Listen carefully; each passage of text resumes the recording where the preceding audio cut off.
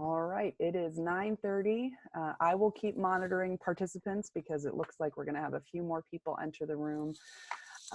But Morgan and Sue, I'll do a quick little intro for you. So Sue Houston and Morgan, how do you say your last name, Morgan? I always screw it up. Nodsley. Nodsley. Oh yeah, I definitely wouldn't have gotten that correct. I apologize. Sue Houston and Morgan Nodsley are colleagues of mine, and they have been working on this really cool project together because they share some students. Sue is a teacher of the blind and visually impaired, as well as an orientation and mobility specialist. And Morgan is a teacher for deaf and hard of hearing. And they are going to be sharing this really cool project that they've been working on, as well as a website that they made so that you guys can benefit from all of their hard work. So with that, I will mute myself and you guys can get started. Good morning, everybody. My name is Sue Houston. I'm a teacher of the blind now since 2001, which is hard to believe. It's gone very, very quick. Next year it'd be 20 years. It's shocking. Morgan and I work together with a number of students who have a combined vision and hearing loss. And at the beginning of this crazy year of the pandemic, we were really struggling on how we're going to meet our students with multiple disabilities, whether it was virtually or hybrid or in person. Really, most of the kids, as you know, in March were virtual. So we were like, what are we going to do with our kids that we have to put our hands in under their hands? And we came up with this isn't our idea. This is definitely something that's been out there for quite a while. But Morgan and I both decided to take this project on. And so what we have done is we've worked collaboratively. I've enjoyed working with Morgan. She is quite the tech person. I am not. So it's been very helpful. I've learned a lot from her. And our kids love these story boxes, and we're happy to share them with you today. Good morning, everybody. I'm Morgan. I have been a teacher for the deaf and hard of hearing for 5 years, and Sue kind of covered it all with our story boxes. We're excited to share these with you and hope that share these ideas with you and hope that you can use them in your classrooms too. So here we go. So why story boxes? We decided or found out that story boxes are a way to provide students who are deafblind or any student really, a way to interact with the story. So for a lot of our students, mobility or motor control is really challenging. So stories aren't always engaging, but when you add objects that they can hold and feel and use all their senses with, then they get more engaged and are more excited to participate. Story boxes make the stories come alive for children because you can use the objects and pretend like they're talking and just make it more fun. The pictures become accessible for visually impaired students. So something on the page can now become an object that they can hold in their hands. Story boxes include the book and objects found in the story. We sort of used like one object per page, kind of as our rule. You could set it up however you want. And then it also helps students support the storytelling process when they get familiar with the story that you're using and what you're asking them to do. Now we want to put a little disclaimer that this is not meant to like replace real objects, like learning about a farm in a book with little tiny miniatures is not going to replace actually going to a farm and touching animals. So keep those experiences whenever possible.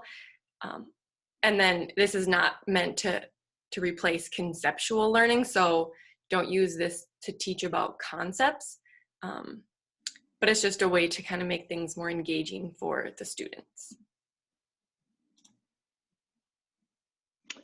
So how did we get started? And how can you get started?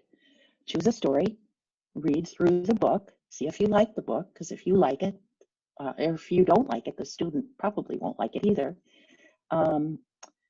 Make sure it's a book that has objects that you can collect, as many as possible. We try to do one per page. Sometimes it's not possible. And then use a container. Sorry, I have interference in my headphones. Use a container to keep objects in the book.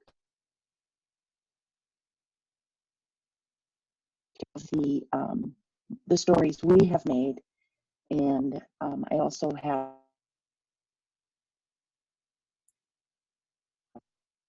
Sue, you're having some interference, and I'm not sure if that's for everybody or just me, so I'll take over for a minute until we get that sorted out. So we use like a file box with a handle for our stories that have less objects. And then I also have one right here that's quite large. It's like a double file box because all of the stuffed animals were larger than I anticipated, because on Amazon they look kind of tiny and cute. And then I get them in real life and I have a 50-inch snake. So, you know, that's fun. Okay, Thank you, so Morgan. here's the book, the box that I just showed you. It's Polar Bear, What Do You Hear? I was pretty excited. I found the board book with the buttons for the animal sounds, because the whole book is about listening to the animal sounds. Each page has an animal on it. Oh, sorry, my dog's gonna scratch here. You're gonna hear some noise. She likes to do this every time I'm on a video call. So each page has an animal.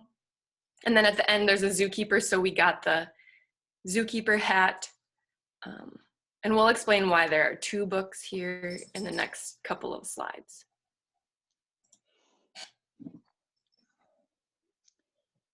So in-person learning, the story boxes can also be used for in-person learning. We initially started this because of virtual, but what we have found out through going virtual and then back to in-person and then hybrid, and some of our kids have a story box at school and a story box at home.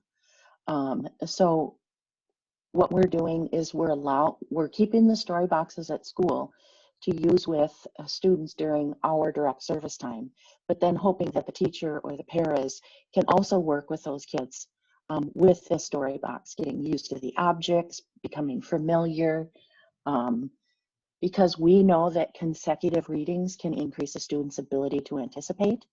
One thing that we know is repetition is huge for our kids. They need to be able to anticipate what is coming. It's very helpful to them and calming. So when they see the object cue or the book, they get excited because they know that they're going to have objects in their hands, whatever. Objects stay the same each day, allowing repeated exposures. And I kind of talked about that already, that teachers or the paras can go over these objects every day, even though we're not there. And it supports learning and understanding. So story boxes are a wealth of information and has helped immensely with a lot of things, which we'll talk about. So now virtual learning, which you're all probably more excited about or more interested in, because that's what our reality is right now. We have sent home story boxes to a student's house, and then we keep a second copy of the book so we can read it. Or if you know the story like Brown Bear, and you just remember which animals come next, you might not need an extra book. We found that when somebody, either the teacher that is on the video screen or somebody reads the story and then somebody at home, a grown-up or a sibling or a nurse or whoever is there with the student, hands them the objects. That works out best, because when you're trying to hold a book and find the objects and pay attention to the student, it gets a little confusing. And we're going to talk about some extension activities that will give you other options for like reading the story in a couple more slides. This is like the same thing as on the previous slide. The consecutive readings can increase their ability to anticipate and participate. Repetition is huge, just to give them lots of exposure and lots of time to process, because we know most of our students need that extra time to process and really become familiar with things. And then when your student becomes familiar and they really know the story, you can start to like put the story in order without the book, like put the objects in order or have them kind of do a story retell. And that really helps their literacy skills grow and continue to develop. For us, we've found that like at least 4 to 6 weeks is how long a student needs a story box to really become familiar. Some students, we have them keep the box for longer, and some students get tired of it more easily depending on how often it's read at home. So then we've been rotating them out like that. We currently have 12 story boxes that are being used with our students. I think we only have 7 students that are using them, so we have a few extra that we can kind of shuffle around when we need to. So I have recorded, with the parents' permission, a video of one of my students. This is Alex, and Alex has a syndrome called Sanfilippo. Sanfilippo is an aggressive, progressive condition where, depending on what type you have, you may only live to be 30. Alex is 17 right now. He has, I believe, type B, which he will live to be adolescent or early adulthood. So I've struggled with being able to know what to do with Alex, because he has good days and bad days, but he is in there. He does not speak. He does a lot of body movements when he's happy. Most of the time, what we notice since we've been doing story boxes with him is he opens his mouth very wide when he's happy and he's enjoying things. His mother has told me that he's been doing that a lot with story boxes. So we're really excited about it. The person on the top left is May. She is his intervener. Students who have a combined vision and hearing loss have the opportunity to have an intervener, which is a paraprofessional that's trained specifically on how to work with kids who are deafblind. So what I'd like to do, it's a 9-minute video, but I only want to show, I guess we did edit that, didn't we, Morgan? I'd like to go to the end. I think it's a 2-minute video, because his mom talks about how he's so engaged, and she is really thrilled with these story boxes. So I'm happy to introduce Alex. I'm looking for treasure for my mama and me. I'm so brave, you can't scare me. Way down deep in the deep blue sea. There he goes down in the ocean with his goggles on. Turning the page, buddy.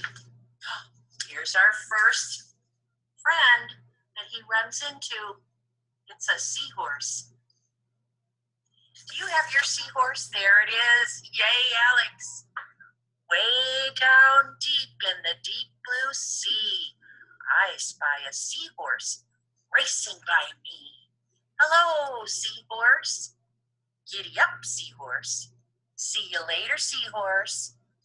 And then it says, swim away. Swim away. You know, Alex, you kind of look like this little boy. Yeah, you did. Turn in the page, buddy. Here's our next friend. He's a crab, but not crabby. I bet he's happy. Way down deep in the deep blue sea, I spy a hermit crab hiding from me. Hello, crab. Peekaboo, crab. See you later, crab. And it says, swim away. See, it says, swim away, crab. They take their house with them when they go. Turning the page, Alex. Here's our next friend. I do want start. to say, Sue, if you can't tell, he is watching, but he has such big eyelashes, it's hard to tell. He is watching very intently. Intently. Good deal. Yes. I love it. Okay. down deep in the deep blue sea, I spy a starfish dancing by me. Hello, starfish. Do-si-do, starfish. See you later, starfish. And he says, swim away. Yeah, swim away. Turn in the...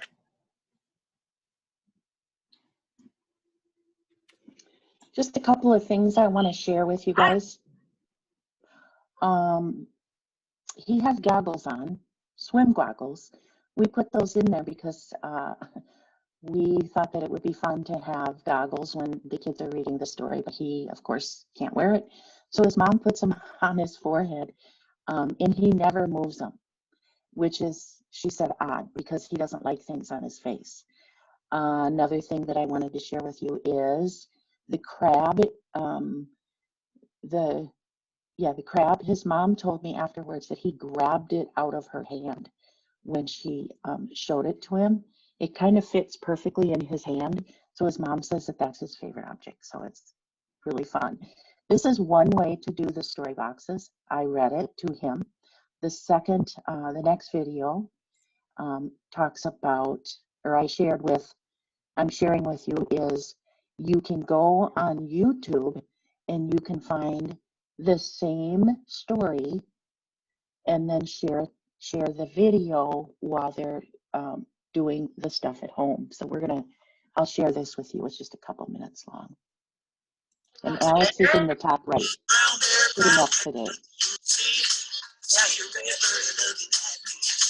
bird, what do you see? I see a yellow duck looking at me. Yellow duck, what do you see? I see a blue horse looking at me. What do you see? I see a green frog, what do you see? I see a purple cat looking at me. What do you see? I see a white dog looking at me. White dog, what do you see? I see a black sheep looking at me. Black sheep, what do you see? I see a goldfish looking at me. Goldfish, what do you see? I see a teacher looking at me. Teacher, what do you see? I see children looking at me. Children, what do you see? I see a brown bear, a red bird, a yellow duck, a blue horse, a green frog, a purple cat, a white dog, a black sheep, a goldfish, and a teacher looking at me. Whoa! Now let's sing along. Brown bear, what do you see? I see a red bird looking at me. Red bird, what do you see? I see a yellow duck looking at me. Yellow duck, what do you see? I see a blue horse looking at me. Blue horse, what do you see? I see a green frog looking at me. Green frog, what do you see? I see a purple cat looking at me. Purple cat, what do you see? I see a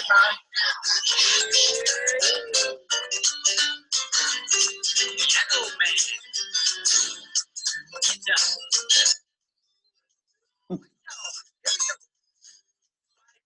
White dog, what do you see?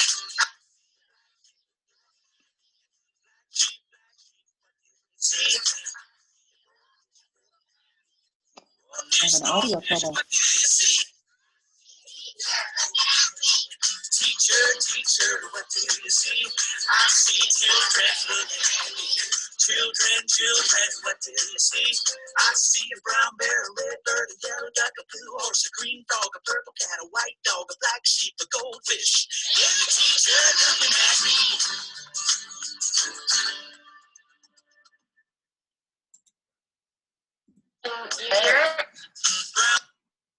So that's just another way of showing the book. A few notes. Mom said she gets a real workout after this book because she has to grab the animals, and but she said Alex really liked the song. He started moving at the beginning on his own. I have not seen that movement with him. It's better to get him when he's in his wheelchair, but sometimes he's just too tired and I get him in a big bean bag. But as you notice, I'm still able to do do in either way with these story boxes. Oh, another thing I wanted to mention is initially I set this up with Alex's nurse, and once mom found out what they were, she took it over and she said, "Oh no, we're not going to let the nurse do this. This looks way too fun." So mom has been.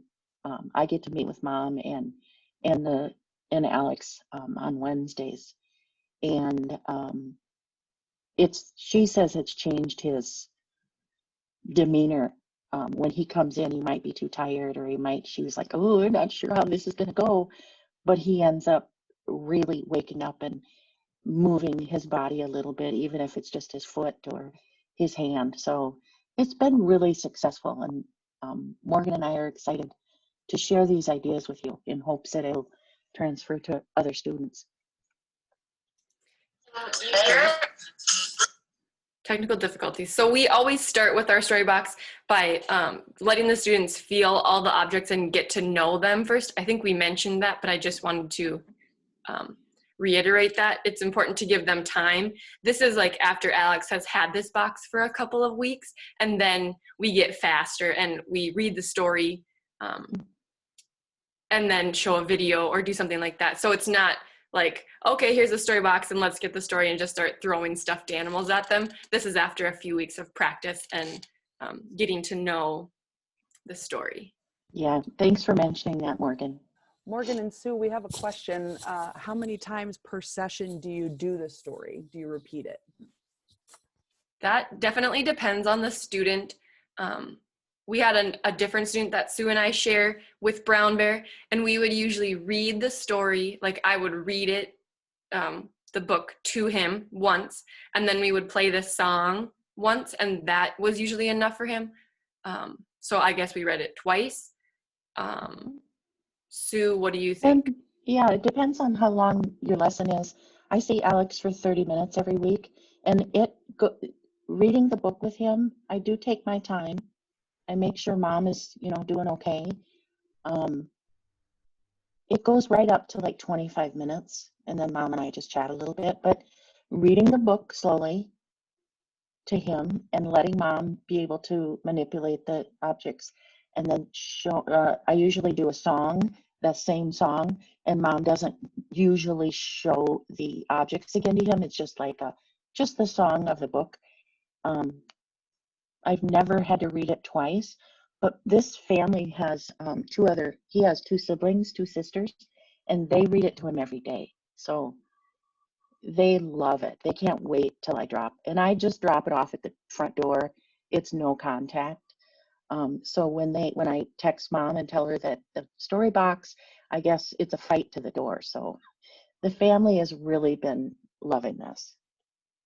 And for Brown Bear, which is a shorter, more repetitive book, we probably read it a couple times. But for stories like Way Down Deep, it's a little bit longer, so it might take longer to get through. So that was a great question. So some of our extension activities, which we've already talked about, find a YouTube video of the story. That way you don't have to read it all the time, or parents or siblings or grown-ups at home don't have to read it all the time and handle the book and the objects. They can just hit play and then follow along as the story is read for them. Find a YouTube video of a song. So the Brown Bear one, we love that song. There is also lots of just like read aloud stories that we have used.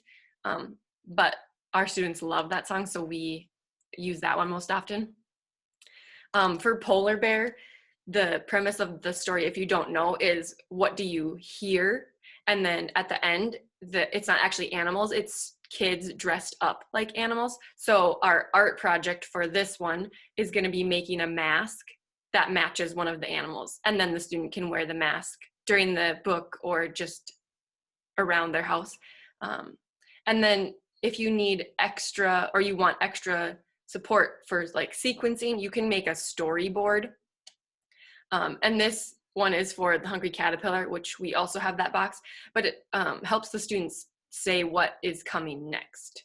So they can sequence, and then you can like trick them or see if they know, like once they get really good, you can switch things around and see if they tell you, hey, that's wrong, or if they like give you a funny look and then reach for the right thing. That way you'll know like they really have an understanding of what the story is about.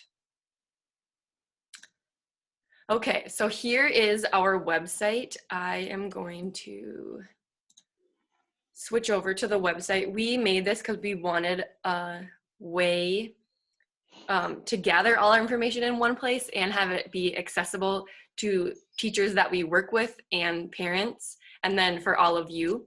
So we have a few different pages. This homepage, just some information about Storyboxes. We use the Paths to Literacy, which is a website that focuses on activities for students who are blind and visually impaired most often, but it has lots of great activities that you could check out. This is where we got some information about Storyboxes to begin with.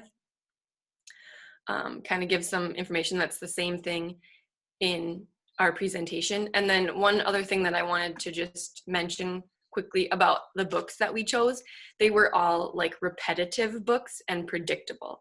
So this website, you can click on it when you get the link, when Teresa sends it out. There are like 8 different types of predictable books, and we actually like accidentally chose like 6 of them for our story boxes, and we're like, wow, we are really good. So it was a little pat on the back for us, so you can check that out. Some information about us. If you're like, oh my goodness, I think this is great, but I don't have money to buy story boxes, we collected some resources, so you can check out this page for a list of things or places to check out for funds to get your own story boxes. The how to use story boxes is the same in-person, virtual learning, and extension activities that we just talked about. And there's a link to the storyboard if you want more information about that. And then some information about how these are great for repetition and to use all of the student senses. And now we get to the good stuff. The Storybox Ideas page is our like collection of all the story boxes we have. So right down here, our collection, these are the 12 boxes that we have already made. And then some labels that we made to go on the side so we can keep everything organized and know where all of our stuff is. And then some information about ordering like a box or the labels. When you click on any of these links, it'll bring you to another page that is all about that book. So here's the Polar Bear page. We linked in a video that you could share with parents that we found that we liked, that read the book well. This one is CVI friendly, which is cortical visual impairment. And so it has like a black background and just the animals, which makes it visually easy to see for a lot of students. And there's not a lot of like extra clutter for them to be looking at. Here is our picture of our story box. And then down at some extension activities about like extra things you can do when you are sick of reading the book every day, but your kids are still loving it, then you can add in some extra things to keep their learning going. And at the bottom of each page is the items that we ordered. So it's like a description of what it is and then a link to the Amazon object. So you could just click on all these links and get the same things that we did. We added these on there so you don't have to do all of the work that we already did. But if you would like to do your own research, then feel free. Okay, I'm going to switch back to our presentation. We have just a couple more slides. And this is the page that we felt that we needed to add the resources that we used. Again, we did not create story boxes ourselves. The idea of it. Paths to Literacy, like Morgan had mentioned, is a fabulous website. I have found that they update it often. You can, that link, that it's underlined, so it's a link to story boxes. And then the same website has storyboards, which you already talked about, which you already showed, story boxes versus storyboards, and then our story box website. So, yeah. All right, we made it to the end, and I know Teresa has some more questions for us. I saw the chat lighting up. Yeah, so a couple of questions that are tied together. So how much time does it take you to put these together? So obviously you've done a ton of front end work for all 12 of those, but if someone were to take the work that you've already done, that would probably be pretty quick, right? I mean, a matter of clicking all the links and throwing all of them into a box with a container. Mm-hmm. Yep. Yeah. The biggest part of the research is like finding a book that you like and then going through and deciding what is the important part or what you want the student to like focus on each page, and then figuring out how you're going to find that object. Some of them, like a paper clip or a straw, like we had those household items, so we could just go find them in the junk drawer and like pop them in the box. But other ones, like a stuffed snake or Pete the cat doll, like we had to order those. So just finding them. And then some of them were a little more intensive, like for Pete the cat, we had to dye shoes brown, or the brown bear. We're pretty proud of the purple cat because I couldn't find a purple cat. So we had to dye the cat. So that took a little bit of extra effort, but it was worth it because the students love that one. So Karen also asked, I'd like to know how they get the caregivers to participate, as that is extremely important. So Mm-hmm. sometimes you have the caregivers and sometimes you have their support staff, like a nurse or a Yep. one-to-one support at home that's already with the student, right? Yep. Hi, Karen. I guess I have experience with both. With, like I said, Alex's mom loves to do this. She can't wait. She's online before I'm even logged on. She's got Alex positioned right. She's very excited about that he likes this. There have been times where he ends up crying at some lessons that we've had in the future, but we have not seen that with this. Another family that I have dropped off a box at, very difficult for them. There's a lot going on in their life.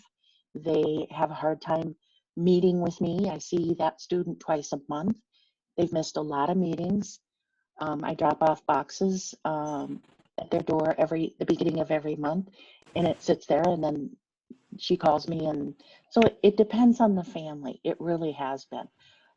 What I have learned is what I need to do is once we do a story box with a family, I want to reconnect with them on a day that we're not doing the story box and say, how is this working for you? Is this okay? Should I come pick it up? Is it too much for you to handle? So, it just depends on the family. But yeah, Karen, I get what you mean. It is tough right now. And a lot of times when we show the family or we do it together for the first time, then they're really excited and they feel confident like practicing themselves later on. And so that's like why Alex's sisters keep reading it to him. And some other families, they love it and their whole family does it together. So it becomes like a family activity for like nighttime. Instead of just reading stories, they get to use the story box. But it really just depends. One thing I wanted to add, it was a couple questions ago. We've had very good luck with ordering everything off of Amazon. I'd say 90%. Is that too much, Morgan? 90% of the objects we've gotten with Amazon. And when you go into those links, you have to make sure that it's not from a different seller, that it's a Prime, it's with Amazon. You're going to get it quicker if you end up, not liking it. I know through 916, when we use our 250 money for it, they won't let us use it, buy it from other sellers on Amazon or a second seller or something. So not that you have to buy it at Amazon, but we found some very interesting objects that we did not think we would get. Like a bathtub for 5 little monkeys. A tiny little bathtub. It'll be so fun. That is so cute. We got a question from Angela about, this really has to do with COVID protocols, with cleaning things, right? I mean, you're using a lot of stuffed animals. Are you like having them sit somewhere for any number of days before you transfer them to another family? And then she also asked about how about using a 3D printer to make objects instead of using stuffed animals because they'd be easier to clean. Well, I've talked to a number of people about stuffed animals. And if what we do is, before we give the box to a new family, we look it all over. We make sure that there's no wad of gum stuck on it or whatever. I wipe it down just gently with a hand, Clorox wipe, put it back in the box, and then I ask the family not to open it for 24 hours. We've been told by a number of people that if you just leave an item for 24 hours and don't touch it, the germs die, all germs. So we really haven't had much trouble with that. I don't drop it off an hour before we're going to use it. I drop it off 2 or 3 days before we're going to use it. So they've been very good at, saying, okay, we won't open it till we see you.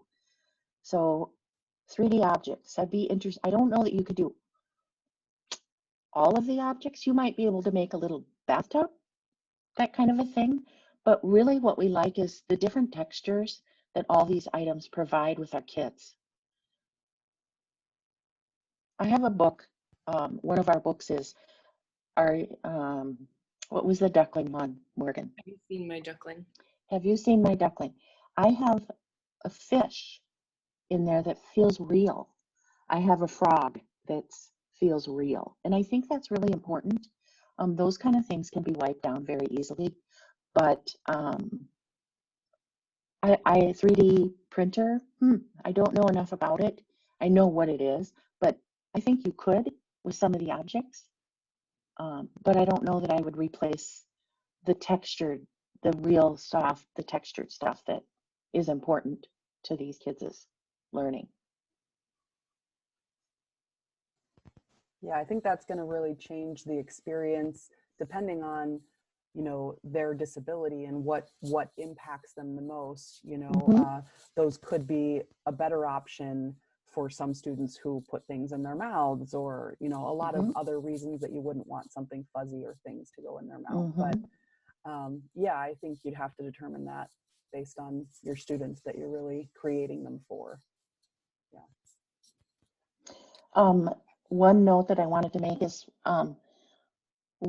as much work as this has been, we've really enjoyed working together, and we hope that this helps a lot of families. I mean, if it just helps one family, we'd be thrilled, but this has been so much fun. And if we have those in the home or in the classroom, we don't have to do a lot of prep.